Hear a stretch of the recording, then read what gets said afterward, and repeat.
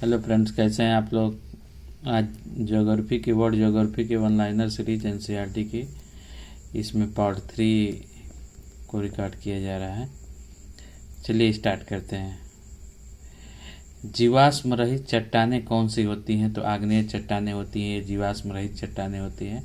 आग्नेय चट्टानें जब ज्वालामुखी निकलता है तो उससे जो लावा निकलता है उससे निर्मित जो चट्टानें होते हैं उन्हें आग्नेय चट्टानें कहते हैं।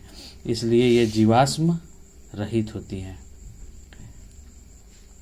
काली मिट्टी का निर्माण किन चट्टानों के क्षरण से होता है? तो आग्नेय चट्टानों का ही क्षरण जब होता है तो काली मिट्टी का निर्माण होता है। संपूर्ण क्रस्ट के कितने प्रतिशत भाग पर अवसादी चट्टानें विस्तृत हैं? तो लगभग 75% भाग पे अवसादी चट्टानें विस्तृत हैं। चूँकि अवसादी चट्टानों से ही हमें खनिज पदार्थों के मिलते हैं, इसलिए अवसादी चट्टानें हमारे लिए बहुत ही महत्वपूर्ण होती हैं। संगमरमर किस चट्टान का उदाहरण है? तो ये रूपांतरित चट्टान का उदाहरण है। संगमरमर रूपांतरित चट्टान का उदाहरण है। सर्वाधिक कठोर चट्टानें कौन सी होती हैं? तो रूपांतरित चट्टानें होती हैं। पृथ्वी के अंदर पिघले पदार्थ को क्या कहते हैं? तो मैग्मा कहते हैं। पृथ्वी के अंदर पृथ्वी के आंतरिक भाग में लावा के ठोस होने से निर्मित चट्टान को क्या कहते हैं? तो प्लूटोनिक चट्टानें कहते हैं। ओजस डेल सलाडो ज्वालामुखी किस देश में अवस्थित है? तो अर्जेंटीना व चिली के अंतर्गत है। ये कई बार क्वेश्चन पूछ चुका है एग्जाम में। सक्रियता के आधार पर ज्वालामुखी कितने प्रकार के होते हैं? तो 3 प्रकार के होते हैं, सक्रिय, सुप्त और उसके बाद से सक्रिय ज्वालामुखी होता है। वैसे ज्वालामुखी जो लंबे समय तक सक्रिय नहीं हुए किंतु भविष्य में कभी भी सक्रिय हो सकते हैं, उन्हें क्या कहते हैं? तो सुसुप्त ज्वालामुखी कहते हैं। किस प्रकार के लावा में सिलिका की अधिकता पाई जाती है? तो अम्लीय लावा में सिलिका की अधिकता पाई जाती है।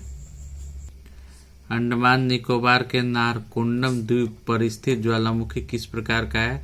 तो सुसुप्त ज्वालामुखी होता है। माउंट किलिमंजारो किस श्रेणी का ज्वालामुखी है? तो शांत ज्वालामुखी है। विश्व का सर्वाधिक सक्रिय ज्वालामुखी कौन सा है? तो किलाई ज्वालामुखी है जो हवाई द्वीप पे है। किस ज्वालामुखी को भूमध्य सागर का प्रकाश स्तंभ कहते हैं? तो माउंट स्ट्राम्बोली ज्वालामुखी को कहते हैं। ये इटली में अवस्थित है। ज्वालामुखी पर्वत माउंट सेंट हेलेंस कहाँ स्थित है? तो संयुक्त राज्य अमेरिका में स्थित है। अफ्रीका महाद्वीप का सर्वोच्च पर्वत शिखर माउंट किलिमंजारो किस देश में अवस्थित है? तंजानिया में है। ये अफ्रीका का सर्वोच्च पर्वत शिखर है जो ज्वालामुखी पर्वत है। ये मौना लोवा एक सक्रिय ज्वालामुखी है। कहाँ अवस्थित है? हवाई द्वीप पर स्थित है। ईरान के 2 प्रमुख मृत ज्वालामुखी कौन से हैं? तो देवबंद एवं लोह सुल्तान। देवबंद है लोह सुल्तान, ये दोनों कई एग्जामों में पूछे गए हैं ये क्वेश्चन। ज्वालामुखी शंकु के रूप में मिलने वाली कीपाकार गर्तनुमा आकृति को क्या कहते हैं? क्रेटर कहते हैं। संयुक्त राज्य अमेरिका का रेनियर हुड एवं शास्ता किस ज्वालामुखी श्रेणी का उदाहरण है? तो मिश्रित ज्वालामुखी। विश्व का सबसे ऊंचा सक्रिय ज्वालामुखी कौन सा है? तो कोटोपैक्सी है। ज्वालामुखियों का मेखला बंद वर्गीकरण कितने भागों में किया गया है? तो 4। क्षारीय लावा शंकु को किस नाम से जाना जाता है? तो सील शंकु के नाम से जानता है। प्राथमिक एवं लंबवत तरंगे किसे कहते हैं? तो पी तरंगों कहते हैं। यस तरंगे किस अन्य नाम से जानी जाती है? तो अनुप्रस्थ एवं गौण तरंगों के नाम से। भूकंप आने पे सबसे पहले पी तरंगे धरातल पे आती हैं। इनकी स्पीड ज़्यादा होती है। इसके बाद यस तरंगे आती हैं। ये पी तरंगों से ज़्यादा घातक होती हैं। स्पीड इनकी कम होती है बट ये घातक होती हैं पी तरंगों से। और इसके बाद से एल तरंगे आती हैं जो धरातल पे चलती हैं और ये बहुत ही हानिकारक होती हैं, बहुत ज़्यादा घातक होती हैं एल तरंगे। इसके अलावा हम लोग ये भी देख सकते हैं कि इसलिए जब भी भूकंप आए तो तुरंत घर के अंदर नहीं आना चाहिए। अगर बाहर आप निकल गए हैं तो कम से कम आधे घंटे तक इंतज़ार करना चाहिए, क्योंकि ये एस तरंगे, पी तरंगों के बाद एस तरंगे आती हैं और उसके बाद एल तरंगे आती हैं, जो बहुत ही घातक होती हैं। और अगर आप उसकी टाइमिंग देखें कि भूकंप बंद हो गया है और हम चलते हैं तो ये बड़ा ही नुकसानदायक होगा आपके लिए। भारत ने विश्व की सबसे आधुनिक सुनामी चेतावनी प्रणाली कब प्रारंभ की? तो अक्टूबर 2007 में। भारतीय राष्ट्रीय महासागर सूचना सेवा केंद्र INCOIS कहाँ स्थापित किया गया? हैदराबाद, तेलंगाना में। सर्वप्रथम किस स्थान पर भूकंपी तरंगें अनुभव की जाती है? तो भूकंप केंद्र, जिसे एपी सेंटर कहते हैं। जहाँ किस स्थान को विश्व की भूकंप राजधानी कहा जाता है? तो पार्कफील्ड, कैलिफोर्निया को। विश्व का सबसे विस्तृत भूकंपीय क्षेत्र कौन सा है? प्रशांत महासागरीय तटीय पेटी। प्रशांत महासागर और उसके तटीय पेटियों के अंतर्गत सबसे ज्यादा भूकंप आते हैं। किस स्थान को विश्व की भूकंप राजधानी कहा जाता है? तो प्रशांत महासागर तटीय पेटी को भी कहा जाता है, जो कि कैलिफोर्निया वहीं पे है, प्रशांत महासागर तटीय में है। प्लेट विवर्तन की क्रिया के कारण भारतीय उपमहाद्वीप का कौन सा प्रदेश भूकंप ग्रहणशील है? उत्तर पश्चिम प्रदेश है। महाद्वीपों के बारे में जानेंगे। क्षेत्रफल की दृष्टि से महाद्वीपों का अवरोही क्रम क्या होगा? तो पहले एशिया, फिर अफ्रीका, उसके बाद से उत्तर अमेरिका, दक्षिण अमेरिका, अंटार्कटिका, यूरोप, उसके बाद ऑस्ट्रेलिया। एशिया का सबसे गर्म स्थान कौन सा है? तो तिरात जवी, इजराइल के अंतर्गत है तिरात जवी। विश्व का सबसे ठंडा स्थान कौन सा है? तो बर्खोयास्क, साइबेरिया, रूस का है। विश्व का सबसे गर्म स्थान डेथ वैली किस महाद्वीप में स्थित है? तो उत्तर अमेरिका में है। दक्षिण अमेरिका तथा उत्तर अमेरिका को कौन सी नहर विभाजित करती है? तो पनामा नहर। किस महाद्वीप की औसत ऊंचाई सर्वाधिक है? दक्षिणी ध्रुव अंटार्कटिका की। ये पनामा नहर का सुझाव प्रायद्वीप यूरेशिया का प्रायद्वीप किस महाद्वीप को कहा जाता है? तो यूरोप को। उत्तरी गोलार्ध का सबसे छोटा महाद्वीप कौन सा है? यूरोप। प्रति व्यक्ति भूमि उपलब्ध किस महाद्वीप में सर्वाधिक है? तो ऑस्ट्रेलिया। वलन क्रिया किस कारण होती है? तो पर्वत निर्माणकारी बल के कारण होती है। विश्व की सर्वाधिक लंबी पर्वत श्रृंखला कौन सी है? तो एंडीज है। एंडीज इससे छोटी फिर राकीज है और उसके बाद हिमालय का नंबर आता है। एंडीज पर्वत श्रेणी किस महाद्वीप में स्थित है? तो दक्षिण अमेरिका में है और राकी पर्वत श्रेणी उत्तर अमेरिका में है। दक्षिणी आल्पास पर्वतमालाएं किस देश में स्थित है? तो न्यूजीलैंड में। हाइट्स माउंटेन किस देश में स्थित है? तो संयुक्त राज्य अमेरिका में है। भारत और म्यांमार के मध्य कौन सा पर्वत सीमा निर्धारित करता है? तो वर्मिज एवं अराकानयोमा पर्वत। हिमालय का विस्तार अराकानयोमा पर्वत किस देश में स्थित है? तो अराकानयोमा का विस्तार म्यांमार में है। माउंट टिटलिस कहाँ स्थित है? स्विट्जरलैंड में। स्पेन व फ्रांस के मध्य कौन सा पर्वत है? तो पिरेनीज पर्वत है। संयुक्त राज्य अमेरिका की 3 प्रमुख गुंबदाकार पर्वत कौन से हैं? हेनरी पर्वत, ब्लैक हिल्स एंड एडिराडेट्स पर्वत। शुष्क मरुस्थल एवं घास भूमियाँ। विश्व का सबसे बड़ा मरुस्थल कौन सा है? तो सहारा मरुस्थल है। विश्व का सर्वाधिक जनसंख्या वाला मरुस्थल थार मरुस्थल, जो कि भारत में राजस्थान में। तकला मकान मरुस्थल किस देश में अवस्थित है? तो सिक्यांग प्रांत, चीन में। गोबी मरुस्थल किस देश में स्थित है? मंगोलिया में। सेरिन मरुस्थल कहाँ स्थित है? मिस्र में। रेंग मरुस्थल कहाँ स्थित है? अल्जीरिया में। दक्षिण एशिया का सबसे बड़ा मरुस्थल कौन सा है? तो थार मरुस्थल है। पृथ्वी का सबसे अधिक शुष्क मरुस्थल आटाकामा मरुस्थल है। सोनोरन मरुस्थल कहाँ अवस्थित है? संयुक्त राज्य अमेरिका में, मेक्सिको में। पेंटागोनिया मरुस्थल किस प्रकार का मरुस्थल का उदाहरण है? तो शीतोष्ण कटिबंध मरुस्थल का उदाहरण है। शीतोष्ण घास के मैदान को यूरेशिया के किस नाम से जानते हैं? स्टेपीज के नाम से। सवाना का सर्वाधिक विस्तार है अफ्रीका में। दक्षिण अमेरिका का वृक्ष रहित घास मैदान को क्या कहा जाता है? तो पम्पास कहा जाता है। समुद्र तल से तिब्बत के पठार की औसत ऊंचाई 5 किलोमीटर है। छोटा नागपुर पठार किस प्रकार का पठार का उदाहरण है?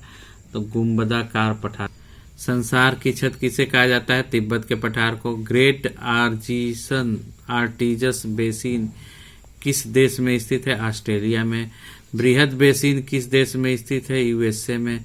मृत घाटी किस लिए प्रसिद्ध है? अत्यधिक उष्णता के लिए। टेलर घाटी अवस्थित है अंटार्कटिका में। राजाओं की घाटी किस देश में अवस्थित है? मिस्र में। अंधी घाटी कहाँ पाई जाती है? यूगोस्लाविया कास्ट प्रदेश में। लोटस चैनल तथा वाल्फेक्स घाटी कहाँ स्थित है? स्विट्जरलैंड में। कैस्पियन सागर किस देश की सीमा को स्पर्श करता है? तो अजरबैजान, कजाकिस्तान, तुर्कमेनिस्तान, ईरान व रूस के। 20 डिग्री उत्तरीय समांतर रेखा किन दो देशों के मध्य स्थित है? तो लीबिया और सूडान के मध्य में। ये भी कई बार क्वेश्चन, ये जितने भी वन लाइनर क्वेश्चन सीरीज जो चल रही है, सारे इंपॉर्टेंट कहीं ना कहीं पूछे गए क्वेश्चन है। तो इसलिए अगर आप लोग इसको ध्यान से पढ़ेंगे तो काफ़ी इससे फायदा होगा आप लोग का। इजराइल की सीमा किन देशों से स्पर्श करती है? तो लेबनान से, सीरिया से, जॉर्डन से एवं मिस्र से। दक्षिण पूर्व एशिया का कौन सा देश स्थलरूद्ध है? तो लाओस है। हॉर्न ऑफ अफ्रीका में कौन से देश सम्मिलित हैं? तो इरिट्रिया, सोमालिया, इथोपिया और जिबूती। हॉर्न ऑफ अफ्रीका कई बार पूछा गया। इरिट्रिया, सोमालिया, इथोपिया और जिबूती सम्मिलित है। भौगोलिक रूप से उत्तर अमेरिका में स्थित होने पर भी कौन सा देश राजनीतिक दृष्टि से यूरोप का भाग है? तो ग्रीनलैंड है। रियो ग्रांडे नदी किन दो देशों के मध्य अंतर्राष्ट्रीय सीमा निर्माण करती है? तो मैक्सिको एवं संयुक्त राज्य अमेरिका के मध्य। 38वीं समांतर सीमा रेखा किन दो देशों के मध्य सीमा निर्धारित करती है? तो उत्तर कोरिया एवं दक्षिण कोरिया के मध्य। इसके बाद से मैग्ना कार्टा मैगिनॉट रेखा किन दो देशों के मध्य सीमा निर्धारित करती है? फ्रांस और जर्मनी के मध्य। म्यांमार को पूर्व में किस नाम से जाना जाता है? तो वो वर्मा के नाम से जाना जाता था। रेडक्लिफ रेखा का निर्धारण कब हुआ? तो 15 अगस्त 1947 को हुआ था सर सिरिल रेडक्लिफ द्वारा। कौन सा देश सूर्योदय के देश के नाम से प्रसिद्ध है? तो जापान। दक्षिण अफ्रीका की संसद किस नगर में स्थित है? तो केप टाउन में। कंधार नगर कहाँ स्थित है? अफगानिस्तान में। सन सिटी अवस्थित है दक्षिण अफ्रीका में। कोटो का मैदान किस देश में स्थित है? जापान में। भारत के किस स्थान को मिनी स्विट्जरलैंड के नाम से जाना जाता है? तो खज्जियार, चंबा, हिमाचल प्रदेश को। टर्की का कौन सा नगर पश्चिम का द्वार कहलाता है? इस्तांबुल। लैंड ऑफ थंडरबोल्ट किस देश को कहा जाता है? तो भूटान का। लैंड ऑफ थंडरबोल्ट भूटान को कहा जाता है। मध्य रात्रि का सूर्य कहाँ दिखाई देता है? तो नॉर्वे उत्तरी ध्रुव पर। वह कौन सा देश है जिसे झीलों की वाटिका की संज्ञा दी गई है? चाहे झीलों का देश कहा जाता है तो फिनलैंड को। यहाँ पे बहुत ज्यादा झीलें हैं। पक्षियों के महाद्वीप के नाम से किस महाद्वीप को जाना जाता है? तो दक्षिण अमेरिका को जाना जाता है। विश्व के किस शहर को धूम्र नगर के नाम से जाना जाता है? तो शिकागो को। पूर्वी समुद्र की स्वामिनी की संज्ञा किस देश को दी गई है? तो श्रीलंका को। माल्टा किस सागर में अवस्थित है? भूमध्य सागर में। अलास्का किस देश का भाग है? तो संयुक्त राज्य अमेरिका। विश्व का कौन सा नगर शहरों का शहर कहलाता है? तो वेनिस इटली। एक निश्चित दिशा में प्रवाहित होने वाले महासागरीय जल को क्या कहा जाता है? तो महासागरीय धारा कहा जाता है। पृथ्वी की सतह का कितना भाग जल से ढका हुआ है? 2/3 भाग जल से हुआ। हम्बोल्ट धारा को किस अन्य नाम से जाना जाता है? तो पेरू की धारा या शीत धारा के नाम से जाना जाता है। टर्की के उत्तर में कौन सा सागर है? तो कैस्पियन सागर है। हिंद महासागर में प्रवाहित होने वाली अगुलहास किस प्रकार की धारा है? तो गर्म जल धारा है। सार्गैसो सागर का संबंध किस महासागर से है?